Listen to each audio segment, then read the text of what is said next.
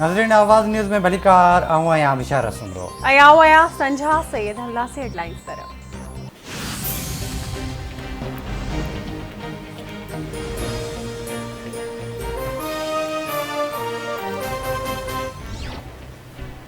वज़ीर आज़म शहबाज शरीफ जी इमरान ख़ान जे मुल्क टुटण वारनि बयान जी सख़्त लफ़्ज़नि में मज़म्मत। वज़ीर आज़म शहबाज शरीफ चवे थो इमरान नियाज़ी मुल्क ख़िलाफ़ धमकियूं ॾेई रहियो आहे, हू पंहिंजी सियासत करे हदूं न उरांगे।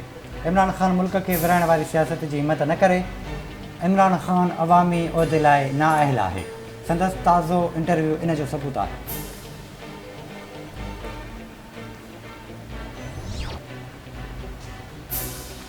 अगूड़े सदर आसिफ अली ज़रदारी जी इमरान ख़ान जे बयान जी मज़म्मत। चवे थो को बि पाकिस्तानी मुल्क जा टुकरा थियण जी ॻाल्हि नथो करे सघे।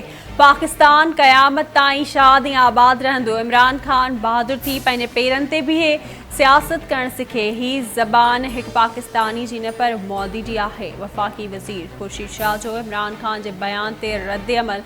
ख़ुर्शीद शाह चयो आहे त पाकिस्तान जा न पर इमरान ख़ान जी सियासत जा टे टुकरा थींदा।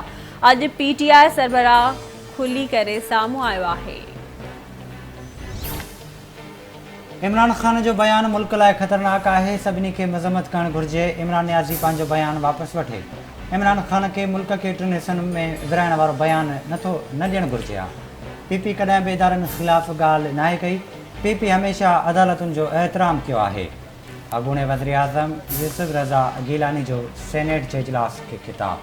चवे थो इमरान ख़ान ख़िलाफ़ बेतमादी रिथ गैर जमहूरी न आहे। आसिफ ज़रदारी 11 साल जेल में रहियो।